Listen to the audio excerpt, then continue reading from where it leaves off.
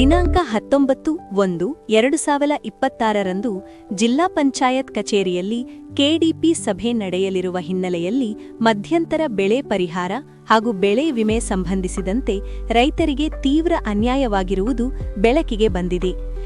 ಸರ್ಕಾರದ ಆದೇಶದಂತೆ ಒಬ್ಬೊಬ್ಬ ರೈತರಿಗೆ 2 ಎಕರೆ ಬೆಳೆ ನಷ್ಟ ಪರಿಹಾರ ನೀಡಬೇಕು ಎಂಬ ನಿಯಮವಿದ್ದರೂ ಚಿತ್ರದುರ್ಗ ಜಿಲ್ಲೆಯಲ್ಲಿ ಕೇವಲ 769 ರೈತರಿಗೆ ಮಾತ್ರ ಒಟ್ಟು 1,99,93,000 ಪರಿಹಾರ ಹಣ ಬಿಡುಗಡೆಯಾಗಿದೆ.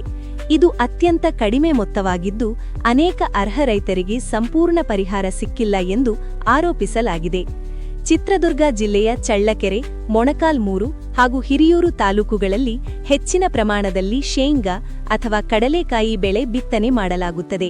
ಆದರೆ 2025-26 ಸಾಲಿನ ಸೆಪ್ಟೆಂಬರ್ ತಿಂಗಳಲ್ಲಿ ನಿರೀಕ್ಷಿತ ಮಳೆಯಾಗದೆ ಶೇಂಗಾ ಬೆಳೆ ಸಂಪೂರ್ಣವಾಗಿ ಹಾಳಾಗಿ ಹೋಗಿದ್ದು ರೈತರು ಭಾರೀ ನಷ್ಟ ಅನುಭವಿಸಿದ್ದಾರೆ. ಈ ಹಿನ್ನೆಲೆಯಲ್ಲಿ ಈಗಾಗಲೇ ಅರ್ಜಿ ಸಲ್ಲಿಸಿರುವ ಎಲ್ಲಾ ರೈತರ ಅರ್ಜಿಗಳನ್ನು ತಕ್ಷಣ ಪರಿಶೀಲಿಸಿ ಸರ್ಕಾರದ ನಿಯಮದಂತೆ ಎಲ್ಲರಿಗೂ ಸಮಾನವಾಗಿ ಪರಿಹಾರ ಹಣ ಬಿಡುಗಡೆ ಮಾಡಬೇಕು ಎಂದು ಕರ್ನಾಟಕ ರಾಜ್ಯ ರೈತ ಸಂಘ ಒತ್ತಾಯಿಸಿದೆ. ರೈತರ ಬೇಡಿಕೆಗಳನ್ನು ಕೂಡಲೇ ಈಡೇರಿಸದಿದ್ದಲ್ಲಿ ಮಾಹಿತಿ ಶೀಘ್ರ ಬಿಡುಗಡೆಗೆ ಒತ್ತಾಯಿಸಿ ಜಿಲ್ಲಾ ಉಸ್ತುವಾರಿ ಸಚಿವರಿಗೆ ಘೇರಾವ್ ಹಾಕಲಾಗುವುದು ಎಂದು ಕರ್ನಾಟಕ ರಾಜ್ಯ ರೈತ ಸಂಘದ ಜಿಲ್ಲಾಧ್ಯಕ್ಷ ಧನಂಜಯ್ ಅವರು ಜಿಲ್ಲಾ ಉಸ್ತುವಾರಿ ಸಚಿವರಿಗೆ ತಿಳಿಸಿದ್ದಾರೆ.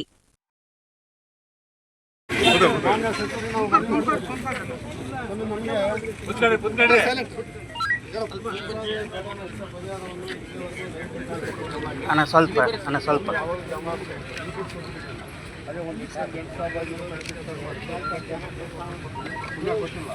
ಅದನ್ನು ತಕ್ಷಣ ನೀವು ರೈತ ಬ್ಯಾಂಕಿಗೆ ಜಮಾ ಮಾಡ್ತೀವಿ. ಆಮೇಲೆ ಬೆಳೆ ವಿಮೆ ಫೆಬ್ರವರಿ 25 ಬೆಳೆ ವಿಮೆ ಕಂಪ್ನಿಗೆ ನೀವು ಪಾಕೆಟ್ ಮಾಡಿ ಬೆಳೆ ವಿಮೆ ದುಡ್ಡನ್ನು ರೈತ ಬ್ಯಾಂಕಿಗೆ ಜಮಾ ಮಾಡಬೇಕು.